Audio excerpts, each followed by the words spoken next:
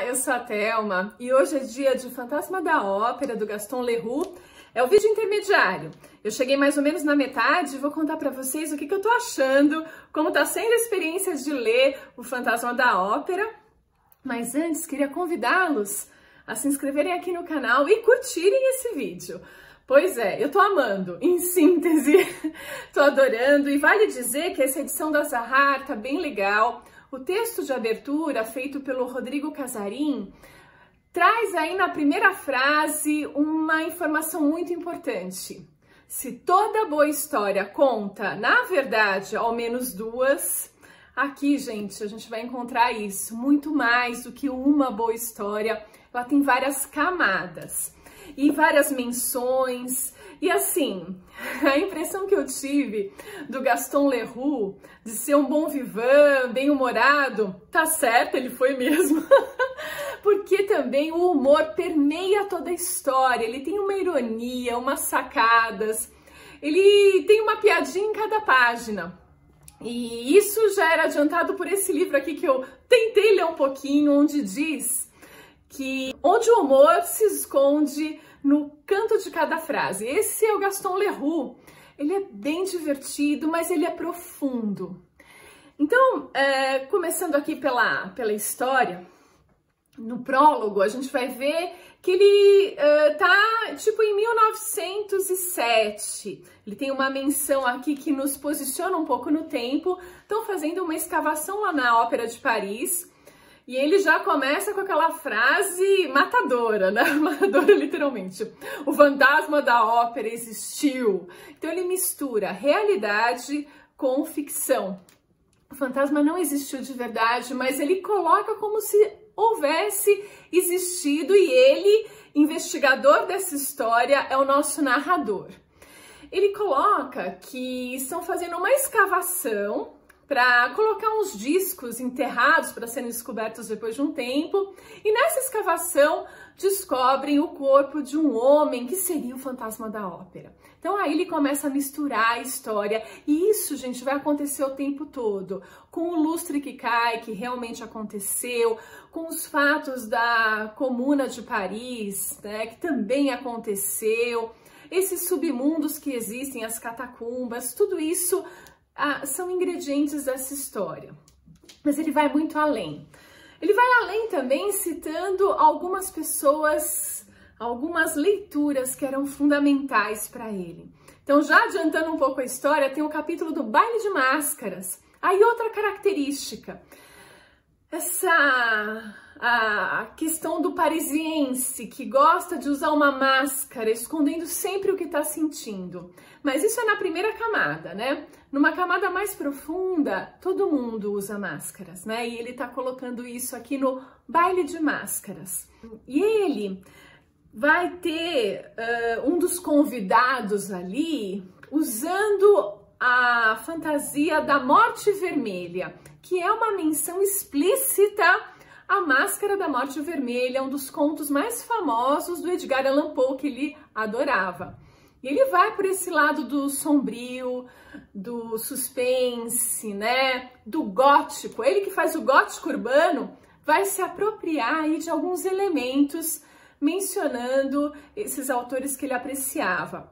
Como, por exemplo, o Raul, o personagem mocinho, entre aspas, dessa história, a gente já chega nele, ele vai para o Polo Norte. Tem uma viagem marcada para o Polo Norte. Quem tinha uma viagem, ou melhor, que viajou para o Polo Norte, foi o Frankenstein, atrás da coisa, Mary Shelley. Olha só que interessante.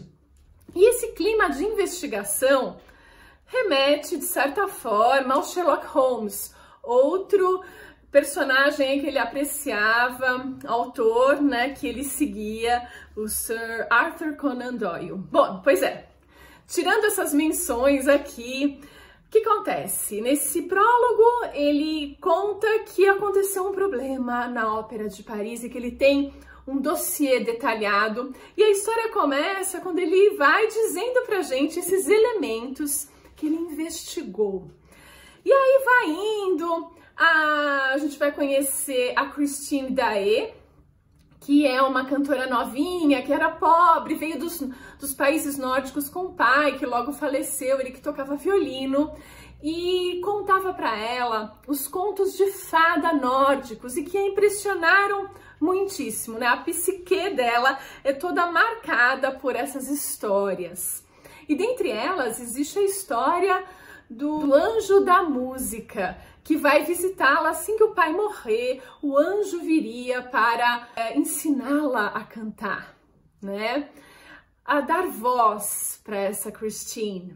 Bom, ao mesmo tempo, quando ela era criança, ela conheceu o Raul, que hoje é o Visconde Raul, nessa praia que eles moraram durante um tempo. Ele foi pegar uma echarpe que voou para o mar, e eles ficaram muito amigos enquanto crianças. Aí agora ela trabalha na ópera e tem uma apresentação fantástica, onde ela canta divinamente. E o Raul, por acaso, está com o irmão dele, o Conde, assistindo a essa apresentação. E ele se encanta por ela, a reconhece, mas ele lembra que já amava a Christine antes, mas tinha decidido nunca se casar com ela, porque ela era uma cantora de ópera. E ele, o Visconde, não poderia ter esse tipo de união. Olha aí, ele vai nessas camadas que a história, né? Uma história boa, ela é sempre mais que uma, né? São várias histórias. A gente vai vendo aí o preconceito da sociedade, o lado material refletido nesse Raul, que tá pensando só na imagem dele e no que tem que ser feito ou não. Só que ele se encanta tanto com a Christine que ele fala, quer saber? Vou esquecer de tudo e vou atrás dela. Só quando ele vai atrás dela no camarim, ela tá ouvindo a voz de um homem. Esse homem, né, essa voz máscula e forte, pede que ela o siga, que o ame, algo assim. Ele fica transtornado, já questionando a virtude dela, coisas desse gênero.